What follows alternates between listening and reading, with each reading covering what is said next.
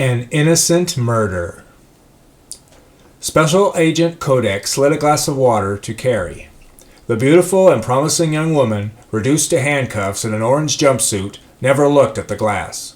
A gruff-looking lawyer with a three-layered forehead and a wide mouth joined his client's stare at the agent. "Go with the plea deal," the special agent said, his voice low and cool. "You can make this a whole lot easier on yourself." "I'd rather die in prison than lie," she answered. Her voice was just as low and just as cool. "My client stands firm," the lawyer added. The special agent rubbed the back of his neck uncomfortably. There were many cases where the death penalty could have been avoided if promising young women didn't let pride be their advisor. "I don't want to see a girl of your stature go to prison, or even worse, die," Kodak continued. "The stacks are high against you." His latter statement caused a rift in Carrie's demeanor. It had been a year since she was arrested for shooting her next-door neighbor. Despite the consistent persuasion of plea deals from her lawyer and Kodak, she had proclaimed self-defense. The trial had begun 3 months earlier, and now, less than 12 hours from then, the judge would read the verdict. "He broke into my house," Carrie screamed. Her lawyer tried to be consoling, but she nudged away. There was no cause for sympathy. "There are bite marks on my finger. He tried smothering me with a pillow, and I pushed him away." Kodak got up and started pacing. "Look, I'm really trying to help you here." "Then you can help me by believing in me. You're supposed to be for the little man. Do you have something against a woman?" "That's absurd," Kodak said. "You know my reputation is faithful and valued. However, I can't make miracles happen. Without the proper evidence, there is no way." "What happened 2 years ago? What happened on the Prospect County Bridge, where it looked like the driver of the tanker had committed manslaughter? Wasn't it you who believed in their innocence?" "You can't compare a case of literally poor judgment to yours. The driver was trying to look out for the other driver, swerved too soon on muddy roads, and lost control. Plus, there were witnesses. You had an evening with a husband and wife. Her husband came back to the house for his watch he left behind, and you shot him, per the statement from the wife. There are no witnesses, your fingerprints were on the gun, and no evidence to back up your claim. I'm sorry, but it looks like you murdered someone in cold blood." Carrie eyed her lawyer. The gruff-looking face had softened a bit. It seemed that maybe that flame of hope was dying. Throughout the last year, the words of a persevering, stubborn woman ignited that flame.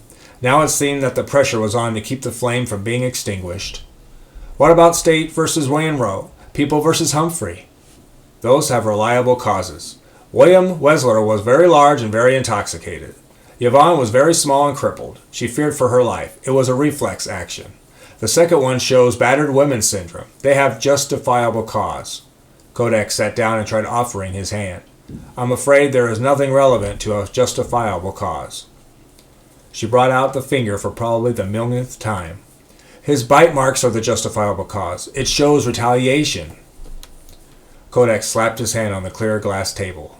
"This is pointless. Either take the deal or not. I'm done having sympathy for you. I never wanted your fucking sympathy." Kodak stood up for the second time. The lawyer pressed his wide lips together and fiddled anxiously with his pen. Carrie started thinking about the wife, and suddenly got an idea. "I want to speak with Jill." The lawyer gave an incredulous look, but got a reassuring nod. The special agent shrugged. "Why should I care? She's the one that called the police. How are you going to change your mind?" In less than 5 minutes, the wife sauntered into the room, carrying a look of disdain. "I don't want you to accept a plea deal," she told her. "I want to see you fry." Carrie's demeanor was compassionate, even after emphatically being called a killer. Even after emphatically being called a killer. "How long have we been neighbors, Jill? 15 years or more? Have I ever had animosity toward Greg?" "I don't even know why I'm here," Jill complained. "I can tell there's something you don't want to tell me. It's been bottling up inside of you for a long time. Is that secret going to be the bullet that gets an innocent girl killed?" "My Greg was innocent," she declared. "Here's the secret. You were envious of his success. His haberdashery was expanding and you wanted a slice. I could tell by the way you always eyeballed him. A man with money is more attractive than a man with a pure heart. All of you gold diggers are the same." Tears were almost swelling in Carrie's eyes. Hearing a friend of 15 years utter unthinkable accusations was worse than being tried for murder. Her throat seemed to tighten, making the next words almost impossible to say. "Gary was infatuated with me, Jill. He was in love. When he couldn't have me, he—" "Stop it!" Jill hollered. "Stop making those absurd. All those times he hit on me didn't go unnoticed, did they?" Jill was about to stand up when the lawyer held out his hand. "Can I say something, if you don't mind?" Jill begrudgingly sat back down. "I understand where you're coming from," the lawyer started. "Is there jealousy towards Carrie? I could see why you would be. Let's face it, she has supermodel-type looks. It's an eye-catcher for a man. You know this is true, right? If you're going to let jealousy overlook the fact that you knew why Greg was coming back over to her house, then you might as well be an accomplice to murder." Jill's disdained face remained the same, but she remained silent.